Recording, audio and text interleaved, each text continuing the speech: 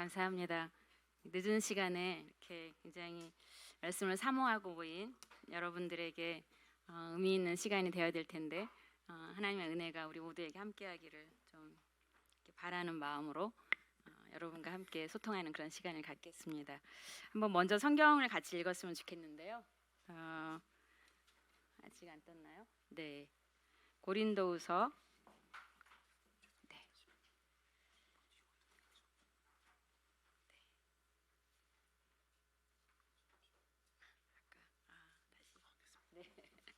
감사합니다. 네, 고린도후서 5장 17절을 우리 같이 한번 읽어볼까요? 고린도후서 5장 17절입니다. 큰 소리로 같이 한번 읽을까요? 시작. 누구든지 그리스도 안에 있으면 그는 새로운 피조물입니다. 옛것은 지나갔습니다. 보십시오, 새 것이 되었습니다. 우리가 잘 알고 있는 성경 구절이죠. 우리가 그리스도 안에 있으면 새로운 피조물이다. 새로 태어났다라는 거죠. 그러니까 어디 조금 고친 그런 존재가 아니라 완전히 새로운 형질로 새롭게 태어난 존재들이 바로 그리스도인이라는 거죠. 우리가 예수님을 믿은 지가 여러분이 얼마나 됐는지 저는 잘 알지 못하지만 예수님을 믿고 거듭난 그리스도인들은 완전히 새로운 형질로 태어났다라는 것을 기억하면 좋겠습니다. 그런데 여기 한 아기가 있죠. 새로 태어난 아기가 있습니다. 막 지금 태어난 아기, 이 라이프가 생명이라고도 생명을 부여받은 이 아이가 이제 생존 또 생활을 하려면 뭐가 필요할까요? 막 태어난 아기가 우유를 먹어야 되죠. 네. 저는 어느 날 묵상을 하다가 인간 생활의 기본 요소가 의식주가 있잖아요.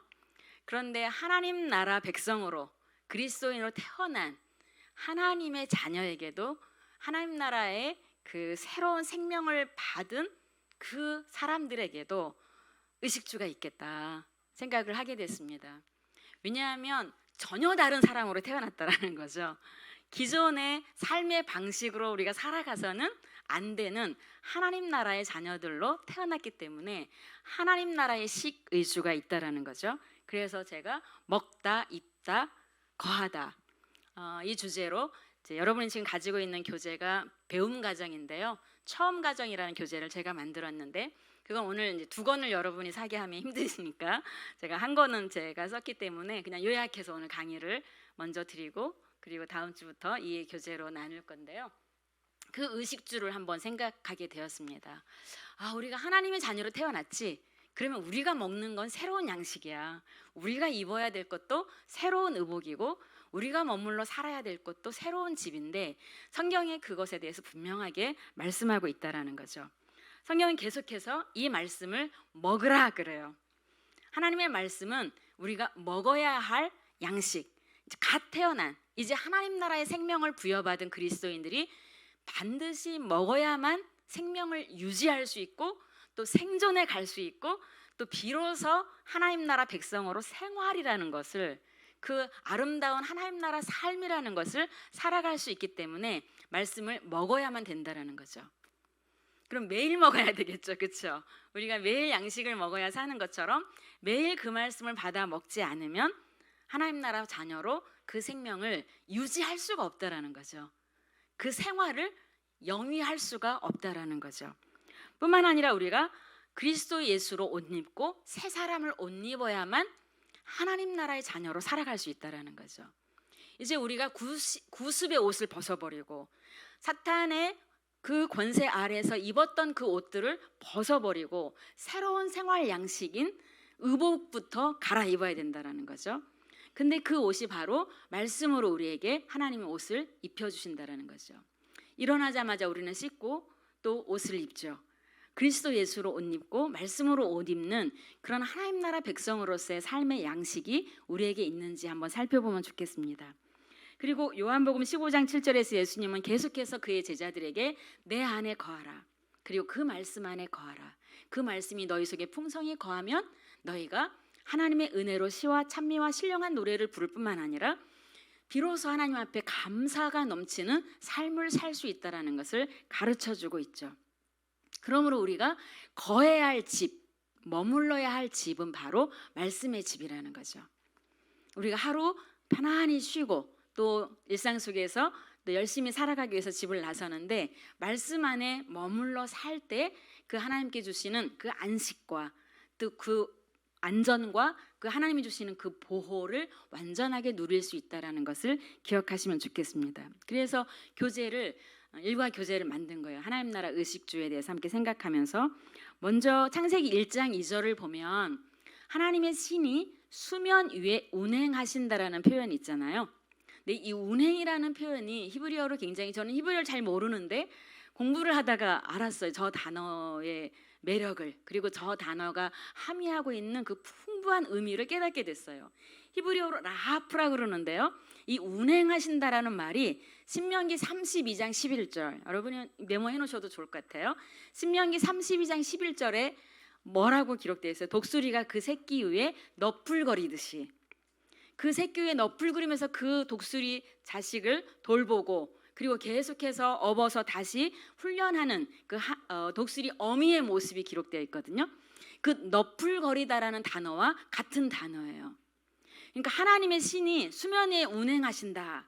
그래서 혼돈과 공허와 기품이 그 흑암 위에 있는 그런 깊음 위에 있는 그런 어둠 속에서 하나님의 신이 운행하시면서 너풀거리면서 하나님의 세계를 창조하셨다라는 거죠. 그런데 신명기 32장에서 그렇게 하나님이 우리를 너풀거리면서 독수리가 그 자식을 돌보듯이 우리를 너풀거리며 돌보신다, 그런 표현이 있는데 더 감동적인 표현이 누가복음 1장 35절에 또 기록되어 있어요. 지극히 높으신 이의 능력이 너를 덮으시리니. 마리아에게 천사가 나타나서 지극히 높으신 이의 능력이 너를 덮으시리니 할 때 그 덮다라는 단어와 또 같은 단어예요. 놀랍죠? 하나님의 신이 운행한다. 독수리가 그 새끼 위에 너풀거린다. 지극히 높으신 이의 능력이 마리아 위에 임하고 덮어주는 그런 것처럼 이 단어 같은데, 또 이 단어가 어디에 쓰였냐면 에베소서 5장, 디도서 2장, 양육한데, 하나님이 하나님의 교회를 마치 교회가 그 남편이 아내를 사랑하듯이 하나님이 어떻게 하나님의 교회를 양육해 가시는가 할 때 그 양육이란 단어하고 같이 또 맥을 같이 하고 있어요. 거기서 저는 굉장히 감동을 했어요. 와, 운행하신다라는 거가, 너풀거리신다는 거가, 나를 덮어주신다라는 거가 무엇인가? 양육이라는 거죠. 근데 디도서 2장 12절에 뭐라고 말씀하시냐면 하나님의 은혜가 우리에게 나타나서 너희를 양육하신다 그래요. 하나님의 은혜가 우리에게 나타나서 하나님이 운행하시고 너풀거리시고 덮으시고 우리와 함께 하시면서 우리를 양육하시는데, 무엇으로 양육하시냐면 주의 교양과 훈계의 말씀으로 우리를 양육하신다. 에베소 5장에서 하나님의 교회를 주의 교양과 훈계의 말씀으로 그렇게 양육하신다라는 거예요. 그러면 여러분, 우리 일상의 삶이 혼돈과 공허와 기품 위에서 어찌할 바를 모르고 있는 일상을 맞이할 수 있는데, 그때마다 우리가 하나님의 그 보호, 너풀거림, 덮어주심, 우리를 안아주심, 우리를 또 양육해 주심을 어디에서 경험할 수 있습니까? 하나님의 말씀을 묵상할 때, 그 말씀을 내 것으로 깊이 먹을 때, 그 말씀으로 내가 옷 입고 그 말씀 안에 거할 때 우리는 그 하나님의 보호를, 그 하나님의 인도를, 그 하나님의 온전한 덮어주심, 그 임재를 경험할 수 있다는 거죠. 무슨 감각적으로 막 어떤 깃발이 날라와서, 날개가 날라와서 나를 덮어주는 게 아니라 하나님의 말씀을 읽고 묵상하고 그 말씀을 내 마음에 머물게 할 때, 이 거한다라는 게 산다라는 거잖아요. 텐트를 치고 같이 산다, 그 장막 안에 거한다라는 뜻이잖아요. 말씀이 내 속에 계속 머물게 한다라는 거죠. 그때 놀라운 하나님 나라 백성의 삶의 그런 존재 양식이 일어난다라는 거죠. 여러분, 저도 이제 병원에서 나이가 먹고 이제 그 정년이 되어서 정년 퇴직을 하면서 병원을 갈 일이 많아지는 거예요. 이 검사 받아라, 저 검사 받아라, 그런 부분이 되게 많아요. 근데 뭐가 있는 것 같다. 뭐가 있는 것 같다. 이거 추적 검사를 해야 된다. 뭐가 있는 것 같다. 이 한마디가 한 달 동안 제 마음에 계속 머물러 있는 거죠. 떠나지 않는 거. 뭐가 있는 것 같다. 거기 속에 뭐가 있는 것 같다. 그 한 달 후에 검사 결과가 나온다. 그 한 달 동안 생활 양식이 달라져요. 뭔가 내가 소유했던 것들, 뭔가 내가 막 이렇게 애면글면하고 막 놓지 못했던 것들 놓을 수 있고 삶의 양식이 달라지는 거죠. 그 한 달 동안. 거한다라는 게 뭐냐면 그 의사의 말이 내 마음에 계속 남아있는, 아침에 눈 뜨면서 남아있고 뭔가 있는 것 같은데 검사해보자, 뭔가 있는 것 같은데, 그리고 좀 그 검사해보고 한 달 동안 기다려봐야 될 것 같다. 이 뭔가 있는 것 같은데, 그런데 우리는 성경을, 하나님의 말씀이 우리 속에 거하게 한다라는 걸 어느 정도 물질적으로 생각하고 있는지 모르겠어요. 여러분 너무 추상적으로 생각하고 있는 것은 아닌지, 그게 물성을 가지고 내 안에 거하고 있는지, 정말 그 말씀 때문에 내가 아침 습관을 바꾸고 점심 습관을 바꾸고 먹는 습관을 바꾸고 내 운동 양식을 바꾸고 이런 게 바뀌어 가고 있는지, 말씀이 머물러 있어서 내 돈 쓰는 방식이 바뀌고 내가 사람들과 관계하는 방식이 바뀌고 이런 것들이 되어가고 있는지, 그게 거한다라는 거죠. 라하프, 이 단어를 여러분 꼭 생각하시면 좋겠습니다. 민수기를 보면 민수기 제목이 히브리어로 바미드바르라는 그런 히브리어가 있어요. 영어로는 광야에서란 뜻이 있고, 이 바미드바르라는 그 히브리어가 놀랍게도 드바르가, 나베르 드바르가 말씀이라는 뜻이거든요. 그러면 영어 제목으로 광야에서, 인도 와일드니스, 광야에서라는 뜻이 있는데 넘버스는 그냥 숫자들인 거잖아요. 그런데 이 민수기 제목을 한번 생각해 보세요. 광야에서인데 말씀이 그 안에 있어서 광야를 살아가는 하나님 나라 백성들이 비로소 생존할 수 있다라는 거죠. 비로소 그 생명을 연장해 갈 수 있다라는 거죠.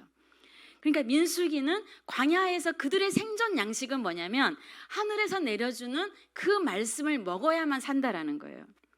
아무리 퍽퍽한 길이지만, 아무것도 보이지 않는 광야 같은 길이지만 거기에 말씀이 있어서 비로소 그들이 살아갈 수 있다라는 거죠. 그런데 그들은 그 말씀을 청종하지 않고 과거 이집트의 삶을 어떻게 해요? 추억하고 그리워하다가 그 광야에서 다 엎드러지고 말았잖아요. 광야에서 다 죽고 못 들어가는 그런 슬픈 사건이 일어나고 말았잖아요. 그런데 여러분 놀랍게도 마태복음 4장에 보면 예수님은 똑같이 광야에서 시험을 받습니다. 그렇죠? 이스라엘 백성들도 광야에서 40년 동안 시험을 받았죠. 먹는 문제로 시험을 받았어요. 네, 그들은 막 뭐 마늘도 먹고 싶고 고기도 먹고 싶고 뭣도 먹고 싶다 막 이렇게 하면서 먹는 것에서 우리 다 죽이려고 하느냐. 그런데 하나님의 말씀을 먹는 것에 대해서는 전혀 생각을 못했던 거죠. 그러니까 하나님의 백성으로 태어나면 그 말씀을 먹어야 사는데 그게 안 됐던 거예요. 거기에서 실패한 거죠. 예수님은 바로 그것을 역전시켜 주는 거죠. 광야에서 40일 동안 똑같이 이스라엘 백성들의 40년을 축소한 듯한 그 40일 동안 먹는 문제로 시험을 받는 거죠. 네가 하나님의 아들이거든 이 돌을 떡덩이가 되게 해서 먹어라 라는 사탄의 유혹을 받지만 예수님은 어떻게 말씀하세요? 같이 한번 읽어볼까요? 시작. 사람이 떡으로만 살 것이 아니요 하나님의 입으로부터 나오는 모든 말씀으로 살 것이니라. 여러분 이 기도가 너무나 중요한 우리 그리스도인들의 기도가 돼야 되는데요, 우리가 정말 하나님의 입에서 나오는 말씀으로만 살 수 있습니까? 여러분 우리의 기도 대부분이요, 여러분이 엎드려서 새벽마다 기도하는 기도의 대부분이 돌을 떡이 되게 하는 역사를 저희에게 주십시오. 저희 가정에 이 돌들이 떡이 되게 하는 기적을 베풀어 주십시오. 이 사탄의 기도를 여러분이 하고 있어요. 대부분. 그렇죠? 저도 그런 기도를 할 때가 참 많이 있는 거예요. 저의 안락을 위해서, 저의 평화를 위해서 이 돌들이 떡이 되게 해주십시오. 도대체가 하나님 말씀만으로는 안 돼요. 교회만 잘 다니면 된다고요? 그렇지 않아요. 하나님 말씀으로 된다고요? 세상은 그렇게 녹록지 않은 것 같아요. 하나님은 그것에 대해서 정확하게 말씀해 주시는 거죠. 하나님의 아들이어든 똑같이 민수기에도 마찬가지예요. 그들이 하나님의 아들로 살아가는 삶이거든요. 그런데 먹는 것에서 그렇게 넘어지는 그 이스라엘 백성들의 모습이 오늘 우리의 모습과 똑같이 오버랩되면서 예수님의 이 말씀을 우리가 다시 한번 건져 올리고 우리가 붙잡는 거죠.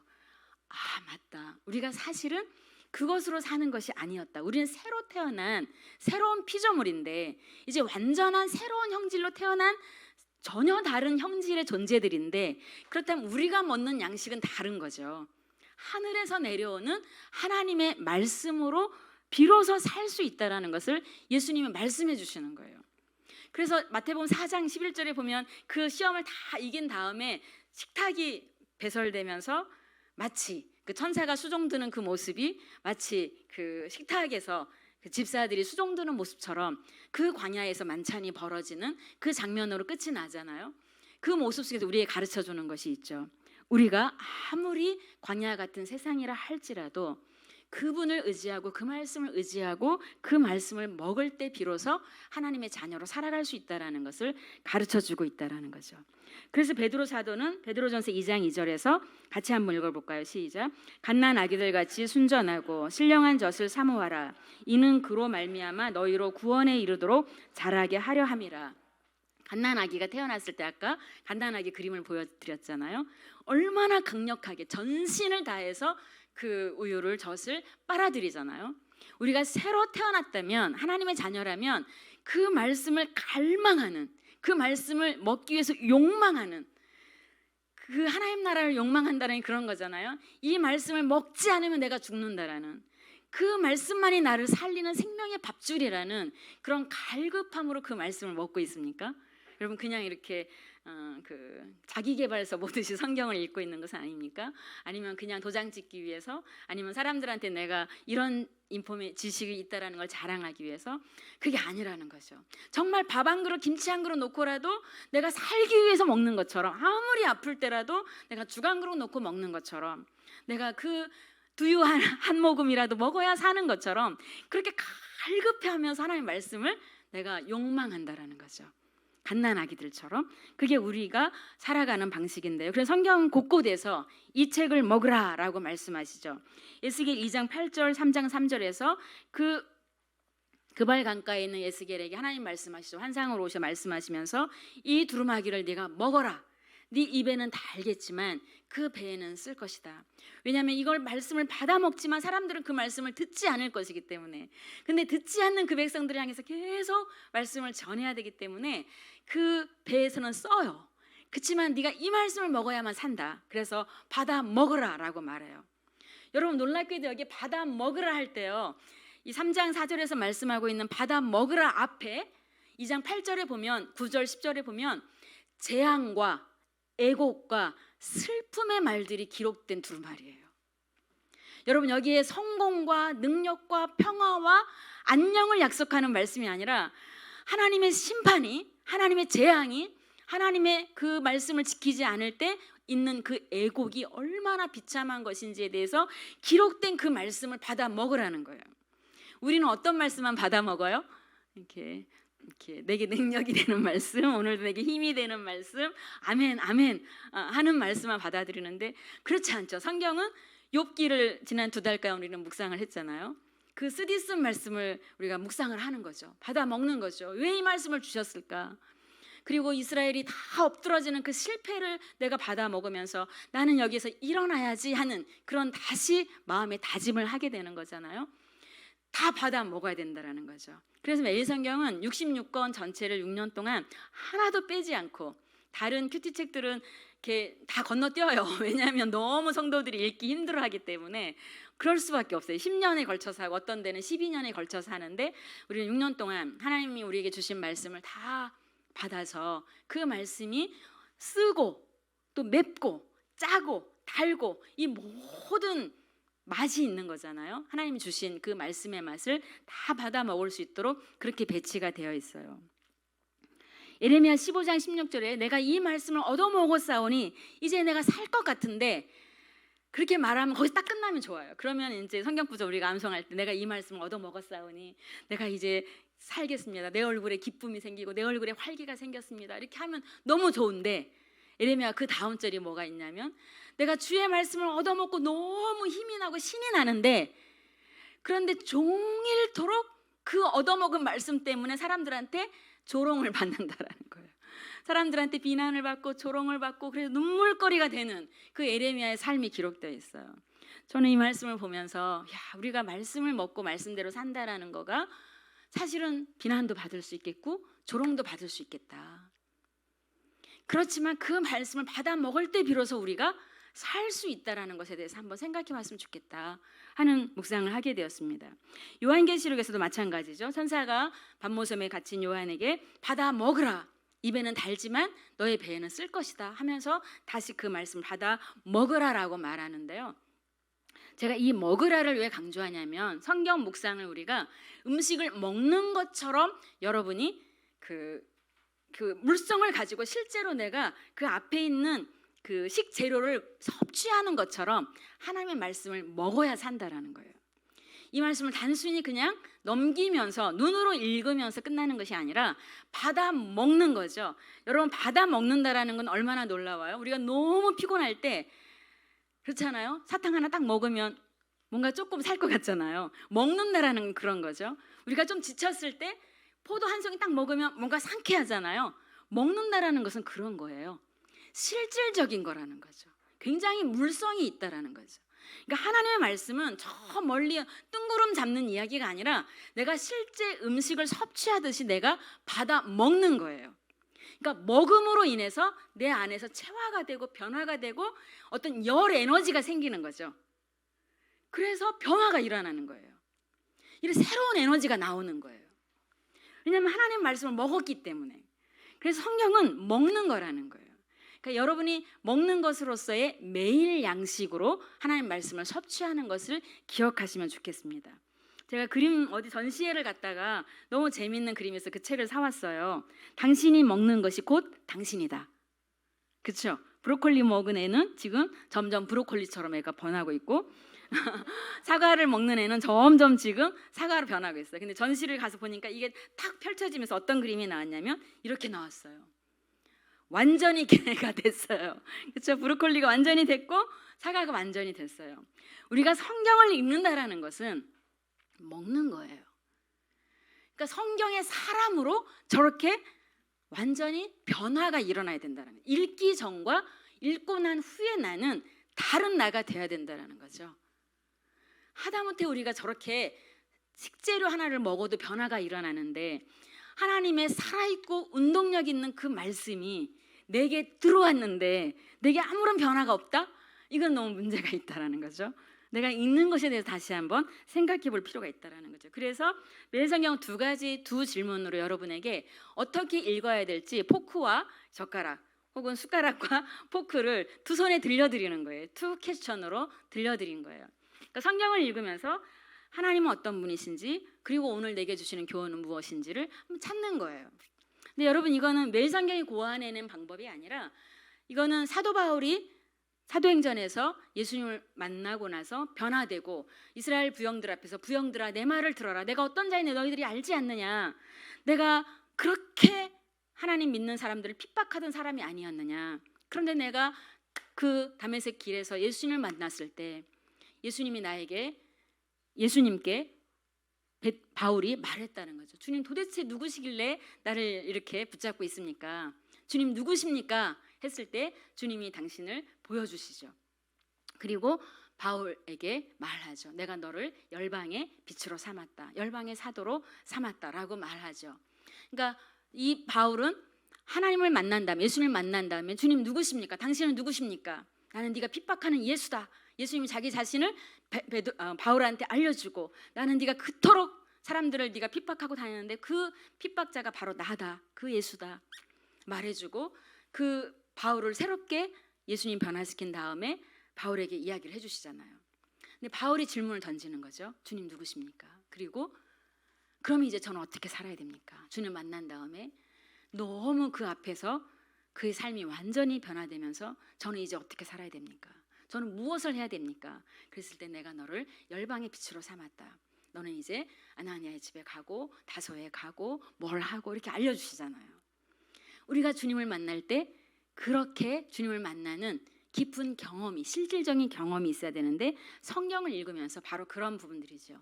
교양서적이 아니잖아요. 성경은 우리가 문학서적으로 읽는 게 아니라 하나님의 말씀으로 오늘의 양식으로 먹는 내 양식 밥줄이란 말이에요. 이것을 먹고 새롭게 내 삶에 어떤 변화를 일으켜야 될지 생각해 보면 좋겠습니다.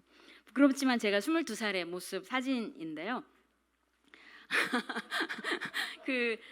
굉장히 이렇게 벽이 허물어지는 그런 단칸방 그 싸글세 5만 원짜리 집에 이제 서울에 무작정 상경을 했어요. 무작정 상경을 너무나 어려운 일을 겪고 무작정 상경을 해서 남대문에서 일을 하다가 그 돈이 생기면 책을 샀어요. 저렇게 그 책을 사서 저희 목사님이 저희 집 오시면 너는 우리 전도사님들보다 책이 더 많냐 이렇게 할 정도로 책을 사서 이렇게 공부를 하고 그랬는데 그때 저에게 교회 언니가 큐티라는 걸 가르쳐 줬어요. 주란아 너 큐티 해볼래? 큐티가 뭐예요? 하나님과 성경을 읽으면서 하나님과 대화하는 거예요. 하나님과 대화를 어떻게 해요? 그 언니가 지금 시카고에서 그 사모님으로 계시는데 저한테는 너무 은인 같은 언니죠. 내가 일주일에 한 번씩 너를 도와줄게. 묵상을 같이 해보지 않을래? 하고 저한테 언니가 처음으로 원투원을 해줬어요. 맨투맨을 해줬어요. 그때부터 이제 책을 읽고 말씀을 쓰는데 이게 제가 그때 썼던 노트들이에요. 묵상을 하면서 너무 좋았어요. 왜냐하면 내가 성경을 읽으면서 이 성경을 가지고 하나님과 대화를 한다. 근데 실질적으로 정말 어떤 날 너무너무 지치고 힘들었는데 그래서 밤새 울다가 비갯일이 다 적도록 울다가 아침에 일어났는데 성경을 그날 매일 성경을 딱 펼쳤는데 네가 저녁에는 울음으로 띠띠울지라도 아침에는 저녁에는 울음이 기숙할지라도 아침에는 기쁨으로 띠띠우리니 막 이런 말씀이 아침에 초심자의 행운이라 그러나요?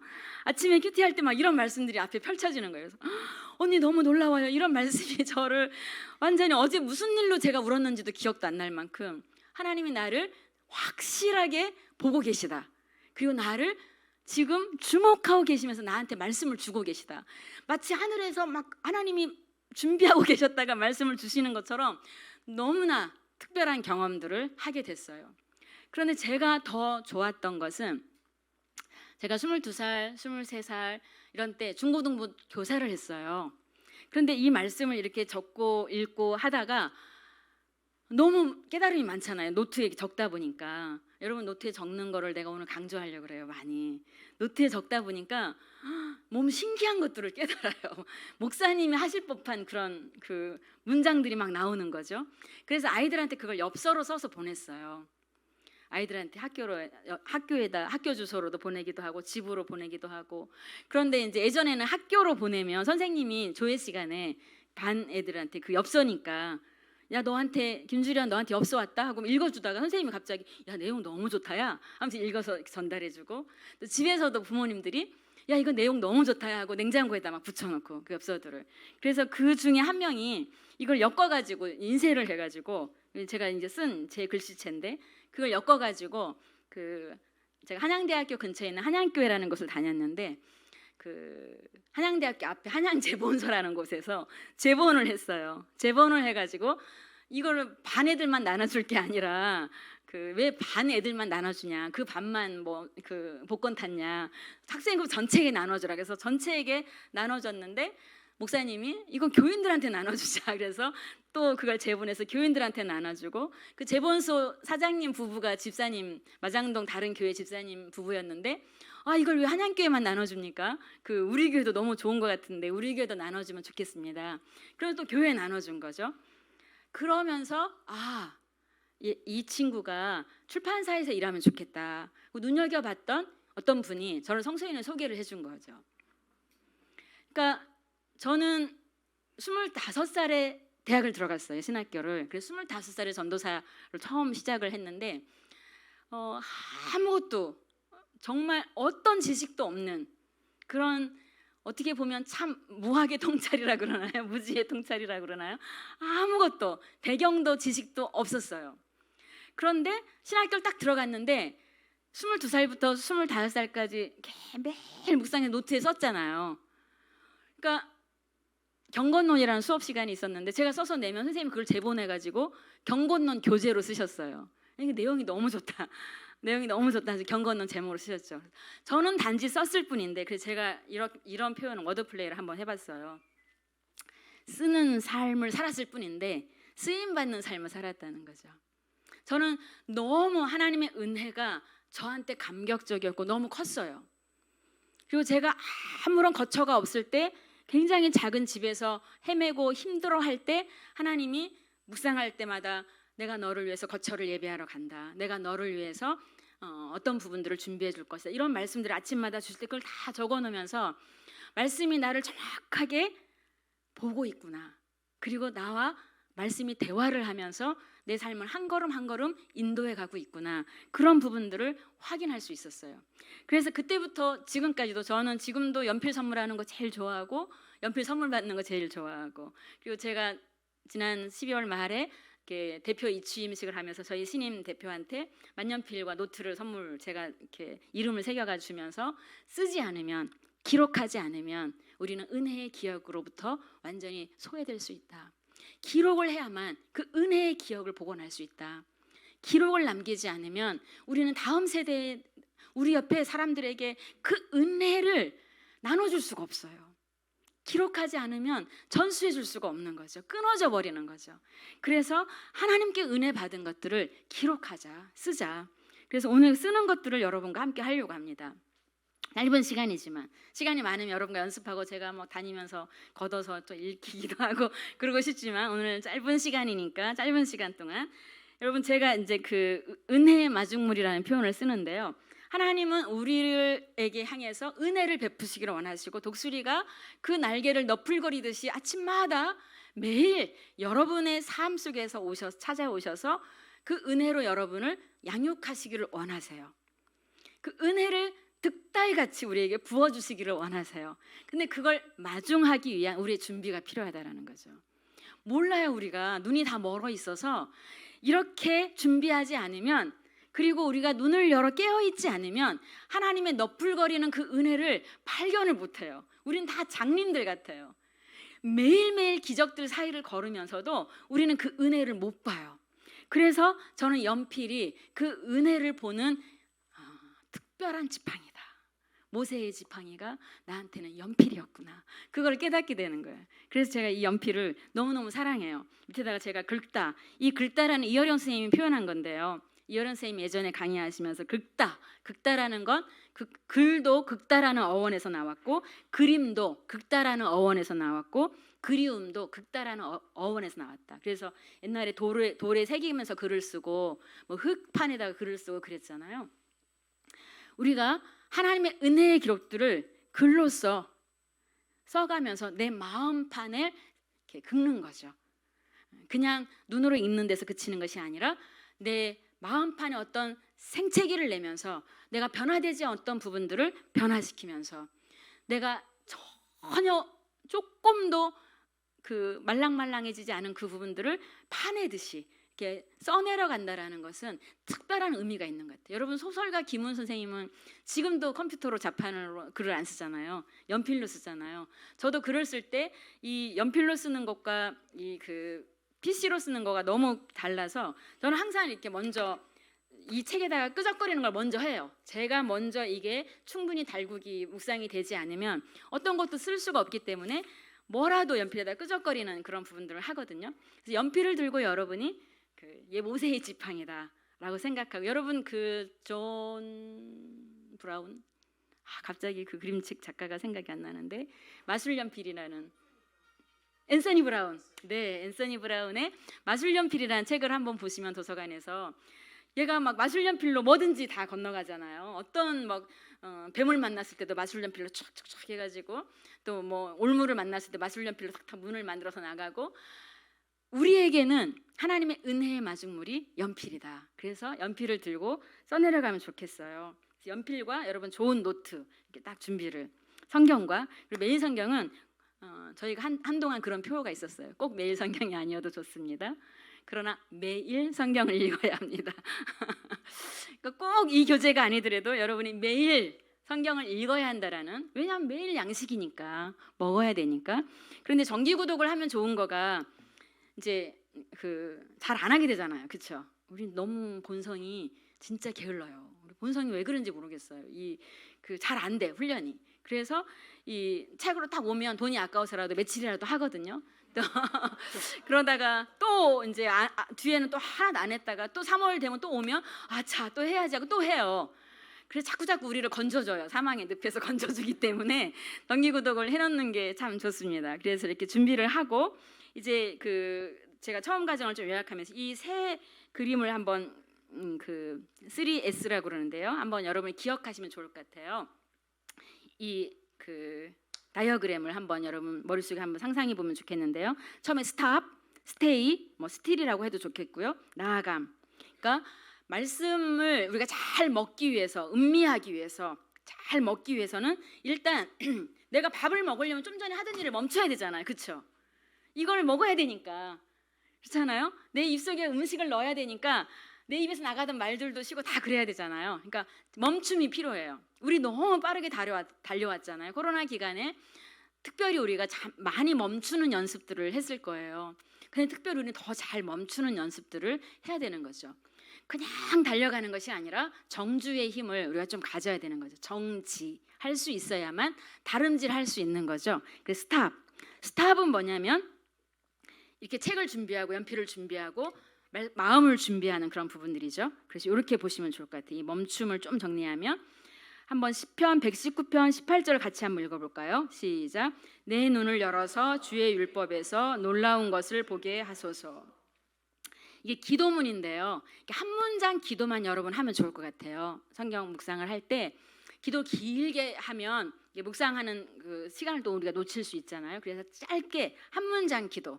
주님 오늘도 내 눈을 열어서 이 말씀에서 놀라운 것을 보게 해주십시오. 너무 쉽죠? 한번 따라해 볼까요? 주님 내 눈을 열어서 이렇게 내 눈 지금 이거 금방 외울 수 있을 것 같아요. 주의 율법에서 놀라운 것을 보게 하소서. 시작. 주님 눈을 열어서 이 율법에서 놀라운 것을 보게 하소서. 이렇게 짧은 한 문장 기도를 하고 성경을 읽는 거예요. 그러니까 멈춤은 이렇게 마음을 준비하고 기도하는 그런 시간이죠. 잠시 마음을 정리하고 멈추는 거죠. 주의 법에서 놀라운 것을 보게 해주십시오. 주의 성령이 이 말씀을 기록하셨기 때문에 성령께서 내 눈을 열어주셔야만 이 말씀의 본질, 그 본 맛을 제가 경험할 수 있을 것 같습니다. 주님 내 눈을 열어주십시오. 그리고 제 감각이 살아나게 해주십시오. 그래서 이 맛을 알게 해주십시오 라고 기도를 하는 거죠. 그 다음에 머뭄이 있어요. 두 번째 스테이 머뭄이 있어요. 여기에 말씀에 잘 머물기 위해서 오늘 좀 이 부분을 할게요. 잘 읽어야 되겠죠. 성경을 잘 읽어야 되겠죠. 한번 같이 읽어볼까요? 시작. 눈으로 읽기, 머리로 읽기, 입으로 읽기, 가슴으로 읽기, 손으로 읽기, 발로 읽기. 다 읽겠죠. 우리는 지금까지 눈으로만 많이 읽었어요. 또 머리로만 많이 읽었어요. 그런데 입으로 읽는 거가 되게 중요해요. 소리내서.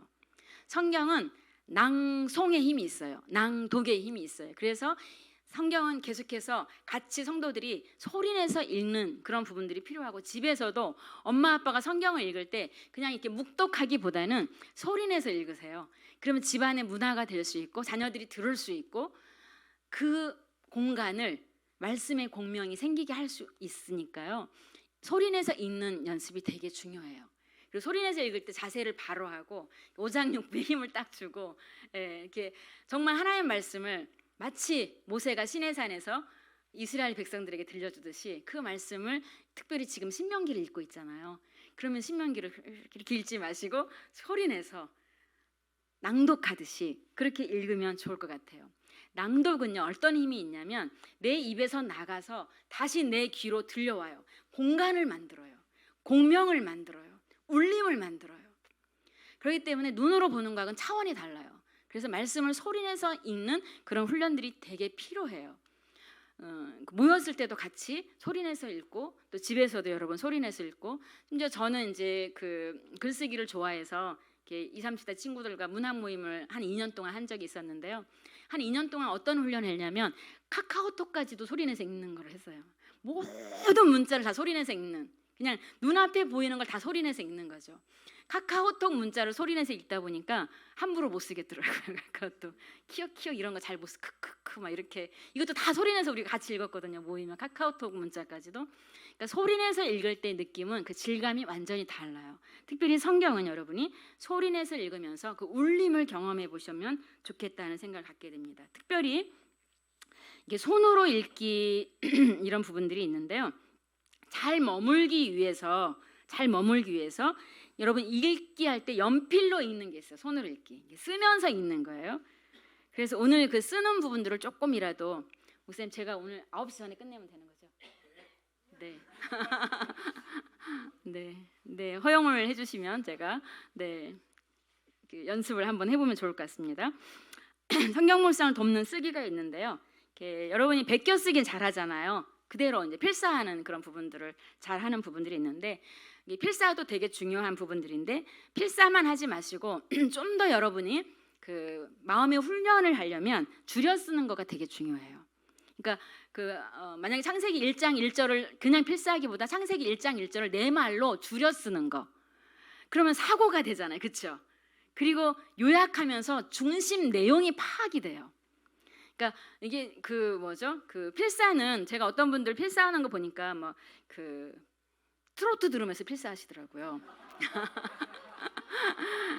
그러니까 막 그냥 적으면 되니까. 그래서 권사님 노래하고 이거하고 너무 맞지 않는데 이렇게 제가 한 적이 있는데 필사는 해야 되겠고 그러니까 이제 음악은 또 트로트는 듣고 싶고 그런 부분들이 있는데 그러면 안 되겠죠, 그렇죠? 그래서 이 필사보다 여러분 줄여쓰기 하려면 결코 다른 거 들을 수가 없겠죠. 내가 집중해서 그걸 잘 이게 도대체 성분이 무엇인지 음식을 먹을 때 얘가 무슨 맛이지? 얘가 어디서 왔지? 고춧가루를 얼마큼 넣었을까? 막 이렇게 생각하게 되잖아요. 아, 얘는 성분이 고춧가루, 간장, 액젓 뭐 이거 들어갔구나. 이것처럼 말씀을 그렇게 줄여보는 거, 졸여보는 거 이런 게 필요한 거죠. 그 다음에 제일 쉬운 거는 다시 질문하는 거죠. 하나님 뭐라고요? 이거 너무 어려워요. 이렇게 그리고 예 알겠어 이렇게 질문하고 반응하듯이 대답하듯이 쓰는 거. 그냥 그대로 하나님 이거 너무 어려워요. 막 이렇게 쓰는 거. 하나님 욥을 도대체 이해하지 못하겠어요. 이렇게 이렇게 자기가 이제 질문하듯이 하나님께 그리고 또 대답하듯이 하나님께 반응하듯이 쓰는 그런 부분들이 있고. 자기 말로 바꿔쓰기 이 훈련은 너무 좋아요. 내 말로 바꿔. 유진 피터슨의 메시지가 그런 거잖아요. 제가 어떤 교회 6주간 이제 큐티 훈련을 하면서 빌립보서를 가지고 바꿔쓰기를 한번 해봤어요. 근데 그분들 중에 한 분이 군대 간 아들에게 빌립보서를 자기 말로 다 바꿔쓰는 그걸 숙제를 다 하셨어요. 저는 한 장만 딱 같이 연습을 했는데 자기 말로 바꿔쓰는 아들한테 그걸 보내준 거예요. 편지를 사랑하는 이제 바울이 디모데에게 편지를 쓰는 것처럼 자기 아들에게 그렇게 편지를 쓴 거죠. 그 성경을 그대로 바꿔가지고 본인이 너무 은혜를 받아가지고 저한테 막 감격해서 울면서 저는 가르친 것도 하나도 없는데 본인이 하고 본인이 너무 감동을 받으시는 거죠. 저는 청년부 때 제가 빌립보서, 요한일서, 데살로니가전서 3권을 완전히 내 말로 바꿔 쓰는 훈련을 1년 동안 했어요. 청년들하고 같이. 그러면서 성경이 머릿속에, 마음속에, 내 몸속에 이렇게 스며드는 것들을 많이 경험을 했어요. 여러분 자기 말로 한번 바꿔 써보는 거, 우리 용어로 내가 잘 쓰는 말로. 요즘 어떤 책이 있냐면요, 어린 왕자라는 책이 경상도 버전으로 나왔고요, 그렇죠? 전라도 버전이 나왔어요. 어마어마하게 재밌어요. 그러니까 그런 버전이 나왔어. 자기네 고향 말로 막 나와서 그게 완전히 회자가 되고 있어요.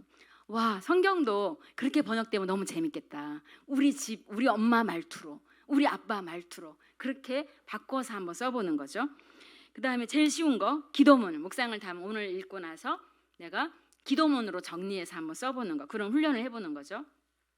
그래서 오늘 한번 매일성경 혹시 있으신가요, 여러분이? 한번 펼쳐보시면 오늘 본문이 11 본문인데요. 거기다 한번 이렇게 써보시면 좋을 것 같아요. 지금 한번 멈춤, 머문 여기까지 했는데요. 멈춤, 제일 위에 기도, 새 하루를 주시는 것에 감사하고 이해와 적용을 위해서 기도하는데 아까 시편 119편 18절 기도를 했잖아요. 그 기도를 하는 거예요. 여기 지금 여기 지금 10일 요 날짜 있는데 제가 이렇게 해서 여기 기도 적었는데 여러분이 한두 문장으로 이렇게 기도를 해보면 좋을 것 같아요. 근데 여기 읽기가 있는데요. 읽을 때 한번 32절에서 제가 한번 크게 하면 좀 크게 보이나요? 한번 소리내서 32절에서 34절까지만 한번 읽어볼까요? 시작. 내가 있기 전 하나님의 사람을 세상에 창조하신 날부터 지금까지 지나간 날을 상고하여 보라. 하늘 이 끝에서 저 끝까지 이런 큰 일이 있었느냐? 이런 일을 들은 적이 있었느냐? 어떤 국민이 불 가운데서 말씀하시는 하나님의 음성을 너처럼 듣고 생존하였느냐? 어떤 신이 와서 시험과 이적과 기사와 전쟁과 강한 손과 편팔과 크게 두려운 일로 한 민족을 다른 민족에게서 인도하여 낸 일이 있느냐? 이는 다 너희의 하나님 여호와께서 애굽에서 너희를 위하여 너희의 목전에서 행하신 일이라. 여기에서 읽으면서요, 한번 여러분 읽기에서 여기 보면 중심 내용과 문단 소제목을 읽으면서 전체 흐름을 파악. 여기 문단 소제목이 이스라엘에게 행하신 일 이렇게 돼 있잖아요. 그러면 이 소제목도 도움이 돼요, 읽을 때. 그러니까 중심 내용은 여기에 적혀 있는 건데 이거를 꼭 안 읽어도 여러분이 여기다 중심 내용을 여기다 정리하셔도 좋아요. 그런데 중심 내용과 이제 소제목을 따라서 여러분이 큰 소리로 소리내서 읽는 거예요. 그렇게 읽다가 32절에 34절까지 읽었단 말이에요. 그 다음에 눈으로 찬찬히 이제 다시 보는 거죠. 한 번 더 이독을 하는 거예요. 그리고 세 번째는 이제 연필을 들고 읽는 거예요. 연필을 들고 읽으면서 천천히 머무는 거죠. 여기에서 하나님은 어떤 분입니까? 내게 주시는 교훈은 무엇입니까? 아까 투 퀘스천 이야기를 했잖아요. 그럼 하나님을 한번 찾아보는 거죠. 내가 있기 전 하나님이 사람을 세상에 창조하신 날부터 지금까지 지나간 날을 상고하여 보라. 그러면 여기에서 벌써 하나님은 어떤 분이시라고 나와요? 예, 창조주 하나님이 나오시잖아요. 창조주 하나님.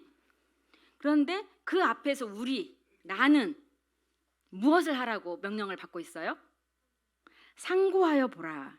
그러니까 내게 주시는 교훈은 무엇인가? 나는 무엇을 해야 할 것인가? 나는 오늘 어떻게 살아야 할 것인가라는 질문에 대해서 이걸 찾을 수 있겠죠. 하나님이 어떤 분이신지를 보여주고 창조하신 분이시다. 그러면 그 앞에서 우리는 어떻게 살아야 되는가? 그것을 생각하고 그것을 계속해서 반추하고 돌아보고 헤아리고 하나님의 하신 일이 무엇인지를 묵상하면서 살아야 되겠구나 하고 쓰는 거죠. 여기다가 나는 여기도 지금 노트가 아니니까 여러분 노트에 있다면 내가 할 일, 그러면 나는 어떻게 살아야 될 것인가? 묵상, 상고, 생각 이런 부분들을 쓸 수 있겠죠. 하나님은 창조주 하나님이시고, 근데 이 하나님은 어떤 일들을 하셨어요? 보면은 하늘 이 끝에 저 끝에까지 이런 큰 일이 있었느냐? 이런 일을 너희가 들은 적이 있었느냐? 어떤 국민이 불 가운데서 말씀하신 하나님의 음성을 너처럼 듣고 생존하였느냐? 여기에서 벌써 말씀하시는 하나님 이렇게 나오잖아요. 말씀하시는 하나님. 창조주는 말씀하시는 하나님. 이렇게 읽는 거예요. 이렇게 쓰는 거예요, 여러분이. 말씀하시는 하나님. 하나님은 오늘도 나에게 말씀하시는 분이시구나. 말씀하고 적는 거죠. 말씀하시는 하나님.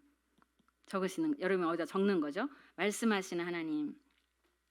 그러니까 말씀하시는 하나님이시기 때문에 나는 그 앞에서 적용이라는 게 그거예요. 여러분 적용이 맨날 열심히 기도해야지, 열심히 나눠야지 이게 적용이 아니라 적용은 반응이에요. 여러분 이렇게 생각하시면 제일 좋아요. 그 말씀 앞에 내가 반응하는 거예요. 그러니까 하나님이 말씀하시는 하나님을 내가 오늘 찾았단 말이에요. 발견을 했단 말이에요. 그럼 적용은 뭐냐면 듣는 거죠. 너희가 듣고 너처럼 듣고 생존하였느냐를 말하잖아요. 그러니까 말씀하신 하나님 앞에서 오늘 저는 듣습니다. 저는 듣겠습니다. 저를 말씀을 듣는 사람으로, 듣는 백성으로 선택해 주셔서 너무 감사합니다. 오늘도 말씀을 들려주셔서 감사합니다. 이게 적용이에요. 적용이라는 게 너무 어떤 액션을 여러분이 생각하다 보면 너무 그 적용 이데올로기에 빠질 수가 있는 거죠. 함정에 빠질 수가 있는 거죠. 그러니까 그냥 내가 하나님을 반응하는 거. 찬양도 적용이고 내가 그냥 감사합니다. 깨달았습니다. 그것도 적용이고 마음으로 느끼는 것도 적용인 거죠. 뭔가 내가 먹었으니까 변화가 조금 일어나는 거잖아요. 조금 살 것 같고 이거 적용인 거죠. 조금 행복하고 이거 적용인 거죠. 조금 신선하고 이거 적용인 거죠. 그러니까 적용을 어렵게 생각하지 않고 내가 말씀 읽고 너무 좋다. 이거 적용인 거예요. 그러니까 그 뭔가 먹고 열 에너지가 나와서 내게 새로운 어떤 변화를 일으키는 거잖아요. 그런 부분들. 하나님 말씀하시는 분이시면서 그 말씀만 하시는 것이 아니라 어떤 일을 하셨어요? 어떤 신이 와서 시험과 이적과 기사와 전쟁과 강한 손과 편팔로 크게 두려운 일로 한 민족을 다른 민족에서 인도해낸 일이 있느냐. 우리를 거기서 인도해내신 하나님이신 거잖아요. 다 너희 하는 여호와께서 애굽에서 너희를 위하여 너희 목전에서 행하신 일이라. 그러니까 말씀하시는 하나님에서 그치신 게 아니라 행하시는 하나님. 그렇죠? 행하시는 하나님. 말씀만 하시는 하나님이 아니시라 행하시는 하나님. 이걸 찾는 거죠, 우리가. 창조주 하나님은 우리에게 오늘도 말씀하시고 오늘도 나를 이끌어내기 위해서, 인도하시기 위해서 끊임없이 행하시는, 나와 함께 동행하시는. 구약 성경에 행하신다라는 표현이 그 할라크, 그러니까 걷는다라는 표현, 그 백성과 함께 걷는다라는 표현으로 되게 많이 표현돼 있잖아요. 그러니까 우리와 함께 걸어주시는 하나님이시라는 거죠. 그러면 그 앞에서 우리는 어떻게 살아야 될 것을, 여러분이 오늘 묵상을 하셨는지 모르겠지만 보면은 이제 우리는 그 앞에서 어떻게 해야 되는가? 하나님이시여 다른 신이 없는 줄을 알아서 명심하고 오늘 내가 너희 규례와 명령을 지켜 행하라. 그래야 너희가 복을 받고 한없이 오래 살 것이다. 이 약속을 주시는 거죠. 그러니까 하나님이 어떤 분인지를 앞에서 발견을 쭉 하는 거죠. 어떻게 인도하시고 어떻게 우리를 끌고 어떻게 기업을 주시고 어떻게 하나님은 복을 주시고, 그러므로 너는 이제 어떻게 하냐. 이게 39절에서 나와 있는 거죠. 어떻게 하냐. 그 하나님을 너희가 알아야 된다. 그렇죠? 알에 대해서 이야기하고 있고, 그 알에 대해서 이제 우리도 순종, 행함, 똑같이 하나님 행동하신 하나님처럼 우리도 행해야 된다. 하나님과 함께 발맞춰 걸어야 된다는 거죠. 그러니까 하나님 우리와 함께 걸어주셔요. 그 하나님 앞에 반응하는 게 뭐예요? 적용은 그분과 함께 걷는 거예요. 그러니까 따로 걷는 게 아닌 거죠. 그게 적용인 거죠. 그러니까 그 말씀을 듣고 그 말씀을 지켜 행하는 거.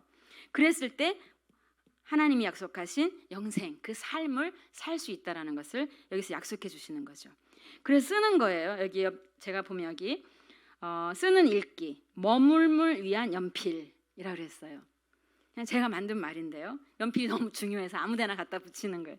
여러분 꼭 연필을 들고 써야 되는 거예요. 하나님 어떤 분인지 이렇게 찾고, 그리고 모세는 어떤 일을 했는지 찾고, 오늘 본문에서 모세가 뭐 도피성을 만들고 뭐 떼어놓고 성을 막 그런 구별하는 게 나오잖아요. 그러면 하나님 저는 따로 떼어놓아야 될 게 뭘까요? 하고 또 물어보기도 하고 하나님께, 제가 이 부분을 구별해야 되겠군요. 이 부분을 제가 따로 떼어놓지 못했군요. 알겠습니다. 하고 이렇게 적어놓는 거죠. 노트에다가. 그냥 마음에 와닿은 말씀을 적기도 해요. 여러분의 마음에 와닿은 말씀을. 그러면 오늘 나는 어떻게 살 것인가를 또 적는 거죠. 연필을 들고 여러분 노트에다가 적는 거죠. 이렇게 매일 성경에다가 잔뜩 끄적거린 다음에 노트에다 옮겨 적는 그런 부분들을 하면 되게 좋죠. 근데 여기서만 끝나도 돼요. 여기서까지만 해도 너무 충분하실 것 같아요. 제가 올해 아니구나, 작년 8월에 이제 저희 진도에 그 섬마을 캠프가 있어서 섬마을에 캠프를 갔는데 8개 섬에서 모여가지고 캠프를 하는 거예요. 그 학생들, 어린애들을 모이고. 근데 막 저희 그 성소년위원 전설적인 독자 한 분이 계세요. 80이 다 돼가 78세인가 할머니 권사님이 너무너무 저한테 막 흥분해가지고 20년 전에 노트하고 이 매일 성경하고 그날 당일 매일 성경하고 가지고 오셔가지고 저한테 말씀하시는 거예요. 20년 전에 예레미야에서 섬들아 여호와를 갈망하라, 섬들아 막 이런 표현이 있었는데 거기에 진도, 완도 막 다 쓰신 거예요. 뭐 접도, 조도, 소도 다 쓰신 거야. 이 권사님이 20년 전에 교회 큐티 모임에서. 그리고 더 놀라운 거, 거기에 이름을 다 적었어요. 이복선, 뭐 김주련, 그 참석한 7명 이름을 다 적은 거예요. 그런데 그 중에 4분이 거기 자원봉사로 같이 오셨고요. 20년 후에. 그리고 그 섬에 복음이 임한 거예요. 같이 캠프가 열린 거예요. 지금 성서인연 그 매월 학교라고 매월 열리고 있어요. 그때 시작하고 작년 8월에 시작되고 지금 매월 열리고 있어요. 그 캠프가. 그런데 저한테 그 20년 전에 노트를 가지고 와가지고 그 책을 보여주는 거예요. 이 매성경을. 정말 저는 난 아직도 멀었구나. 이런 분들이 정말 제야의 숨은 고수처럼 그렇게 하나님이 등불처럼 이 나라를 비추고 계시구나. 너무 감동을 했어요. 그래서 제가 사진을 찍어 왔는데 오늘 지금 생각 갑자기 나서 못 보여드리지만 그때 사진을 찍어 왔어요. 너무 감동을 해가지고. 여러분 이렇게 적어놔도 좋아요. 그 말씀하다가 그 생각이 났네. 여기다가 저 노트에 따라 안 옮겨도 돼. 얼마나 빽빽하게 적어놓으시는지 막 모든 이름 다 적혀 있고 교인들 이름 다 적혀 있고 이 매일 성경이 그렇더라고요. 그분 노트를 보면은. 그러니까 많이 적는 그런 부분들이 얼마나 큰 기적을 일으키는지를 또 목도할 수가 있었습니다. 그리고 마지막 이제 아까 그 여기에 있는데요. 나아감이 있는데 여기는 기도와 살기가 있어요. 그래서 묵상 노트에 보면 여러분이 이렇게 기도로 정리할 수 있어요. 한 문장으로 기도를 정리하면서 이렇게 마칠 수가 있어요. 근데 제가 조금 노트를 더 보여드리면 좀 더 쉽게 하기 위해서 이렇게 사방 이렇게 이걸 뭐라 그래야 되나요? 이렇게 게임할 때 사방 게임처럼 이 네 개의 박스를 여러분이 기억하시면 또 쉽게 더 쓸 수 있어요. 오늘 저는 쓰는 걸 가르쳐 드려야 되니까 좀 쉽게 쓸 수 있어요. 먼저 이게 여러분 한문으로 무슨 글자예요? 크게 왕자죠. 초창기 저희 매일 성경은 이렇게 저 빈 노트에 한쪽은 저거만 적혀 있었어요. 저 칸만 있었어요. 왜냐하면 초창기 윤종화 총무님이 매일 성경을 만들 때 왕의 통치를 받는 하루의 삶 해서 왕자 노트를 만든 거예요. 그 노트가 왕자 노트예요. 그 왕자 노트가 뭐냐면 제일 위에 줄은 한 문장으로 자기가 요약하는 거예요. 그 다음에 어떤 발견, 하나님 어떤 분입니까를 여기다 다 적는 거죠. 막 하나님 오늘 창조주, 뭐 인도하시는 분, 행하시는 분, 말씀하시는 분 해요. 그리고 옆에다가 뭘 적냐면 그 내가 발견한 하나님에 대한 연결, 적용, 반응인 거예요. 반응. 나를 창조하신 주님 찬양합니다. 오늘도 인도해 주님 감사합니다. 이렇게 하는 거죠.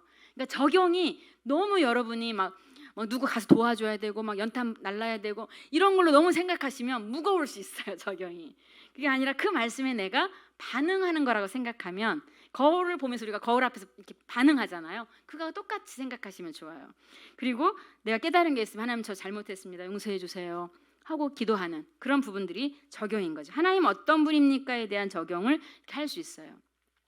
왜냐하면 우리가 자칫 잘못하면 하나님은 거룩하신 분이신데 그 거룩하신 분 앞에서 우리가 거룩하게 살기 위해서 반응하는 그런 분인데 하나님은 어떤 때는 막 엄청나게 도저히 피조물로 감당할 수 없는 그런 성품과 그런 그 하나님의 능력이 있잖아요. 그런데 그걸 나도 그렇게 살고 싶어요 하고 하나님처럼 적용하면 되게 어려워질 수 있는 거잖아요. 그러니까 그런 부분들을 좀 피하고 우리가 할 수 있는 찬양, 감사, 자백, 용서 이런 부분들로 가면 좋을 것 같아요.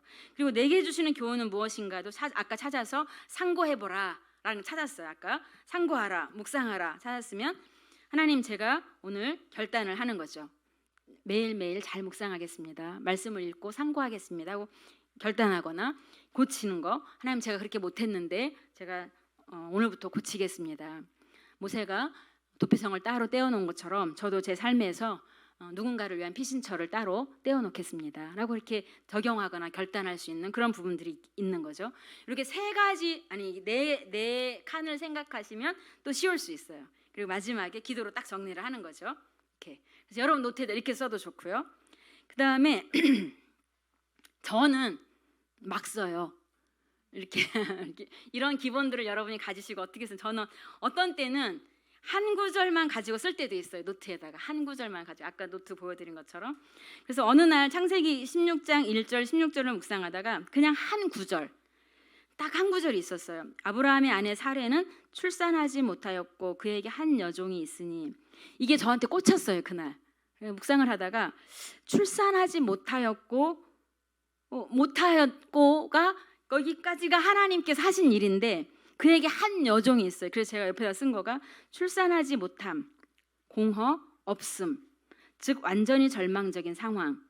그런데 조금의 희망, 꺼림직한 대안이지만 조금 있음이 문제라는 거죠. 이게 한 여종이 있으니 이게 약간의 대안이 늘 우리의 믿음 생활의 문제가 아닐까가 그날 꽂힌 거죠. 저한테.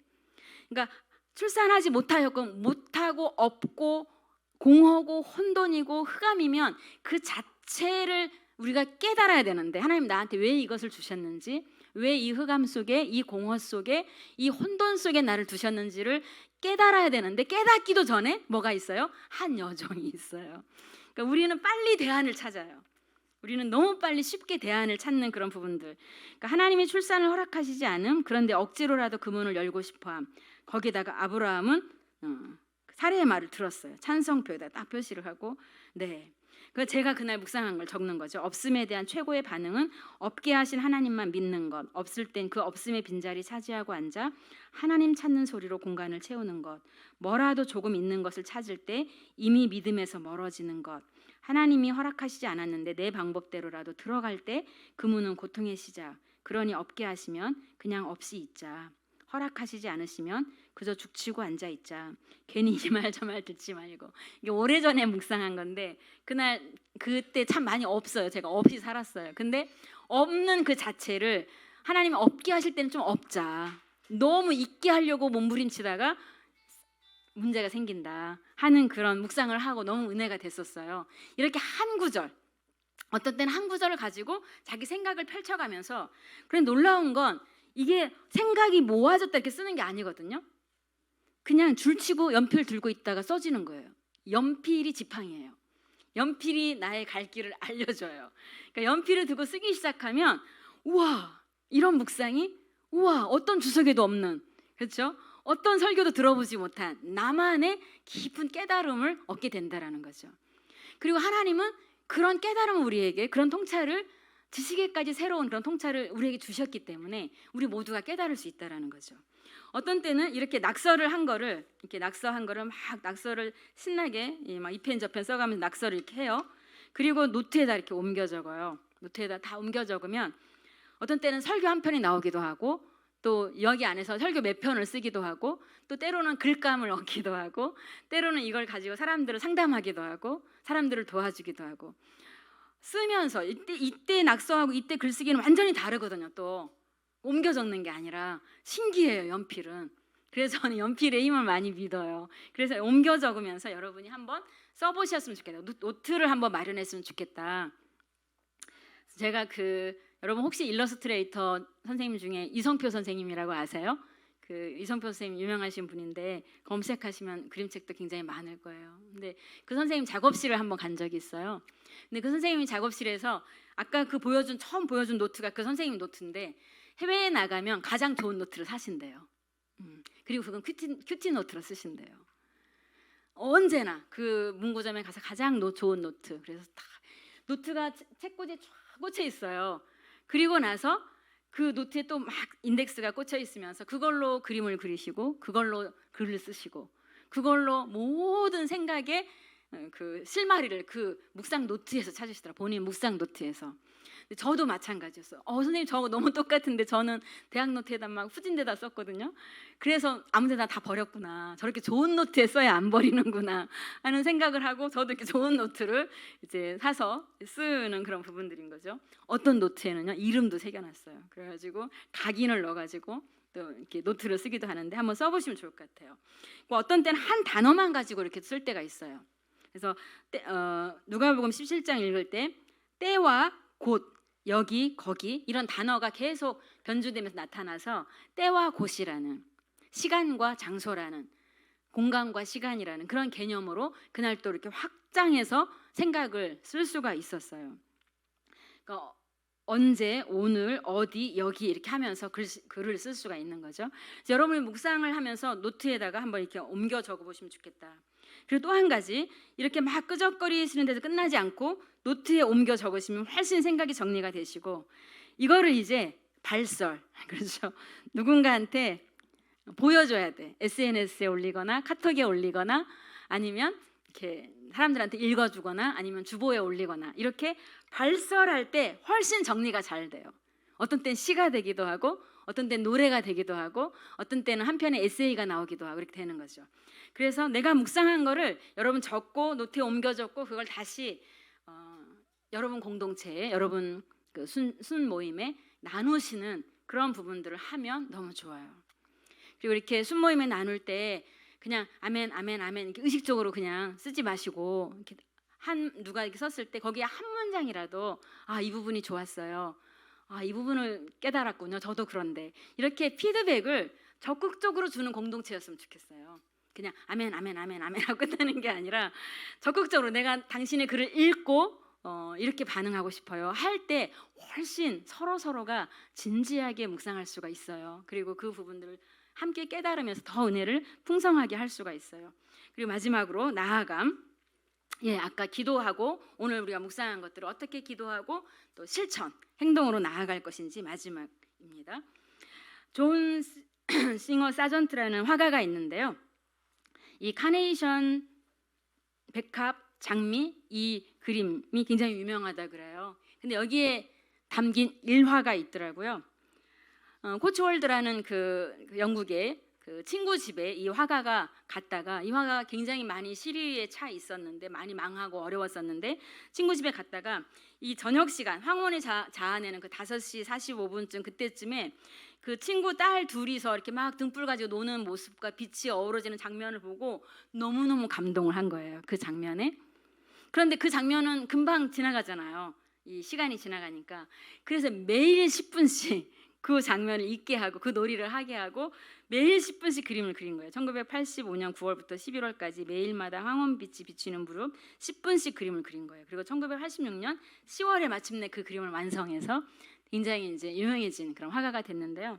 10분의 힘을 우리가 생각을 하는 거예요. 매일 저녁 황혼 그 시간에 1년 동안 그림을 그리면서 이 대작을 남긴 화가처럼 오늘 우리는 오전에 어떤 10분을, 오후에 어떤 10분을 가지고 있는지 한번 살펴보면 좋겠다.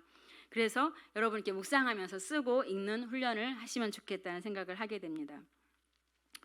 제가 마지막으로 시를 한 편 읽어드리고 싶은데요. 중국 보리수라는 시인데요. 얼마 전에 유진 피터슨 주와 함께 달려가리이다, 이 책에서 제가 반갑게 만났어요. 거기서 뭐라고 기록되어 있었냐면, 나는 미처 언급하지 않았던 세력, 곧 심장을 쪼개고 포장 도로를 쳐들고 일어나는 세력을 논하고 있소이다. 고요에 묻힌 채 감추어져 있던 세력, 사람들과 초목들. 너무 멋있는 시죠.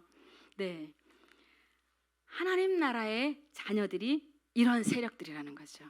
왜냐하면 하나님의 무한한 생명을 이식받은, 그래서 새로 태어난 하나님의 말씀의 능력을 소유한 자들이라는 거죠. 그러니까 우리는 살아있는 자들인 거죠, 그렇죠? 그러니까 아무리 세상이 우리를 콘크리트를 치고 거기에 아스팔트를 깔고 거기를 완전히 단단하게 우리를 짓누르고 있다 할지라도 하나님의 말씀이, 그 살아 움직이는 말씀이 우리 속에 이식되어 있다면, 우리가 그 말씀을 먹어서 그 말씀으로 새로운 에너지를 낸다면 우리는 포장을 쳐들고 일어나는 그런 살아있는 세력이라는 거죠. 그래서 세상이 감히 그 세력에 대해서 어찌할 줄을 모르는 거죠. 고요에 묻힌 채 감춰져 있던 그 세력, 묵상하는 사람들, 그 사람들이 바로 오늘 우리라는 거죠. 하나님의 말씀은 우리를 그렇게 견고한 사람으로 만들어주는 거죠. 그 말씀이 저와 여러분을 능히 견고케 하실 것을 신뢰하면서 사도 바울이 에베소 교회 장로들에게 마지막 이 말씀을 했죠. 같이 한번 읽어볼까요? 시작. 지금 내가 여러분을 주와 및 그 은혜의 말씀에 부탁하노니 그 말씀이 여러분을 능히 든든히 세우사 거룩하게 하심을 입은 모든 자 가운데 기업이 있게 하시리라. 말씀께만 부탁한 거예요. 이리들 가운데 있는 그 에베소 장로들, 그 수많은 이단들과 수많은 조롱과 수많은 핍박에 우겨쌈을 당하고 있는 그 한가운데에서 바울은 그 에베소 장로들을 밀레노 항구에서 떠나보내면서 울면서 이 말씀을 남기는 거죠. 은혜의 말씀께 여러분을 부탁합니다. 그 말씀이 여러분을 능히 든든히 세우실 것입니다. 세우신 교회, 성도 여러분, 말씀이 여러분을 세우십니다. 말씀이 든든히 우리를 세우시고 우리 자녀들을, 우리 교회를, 우리 공동체를 세우실 것입니다.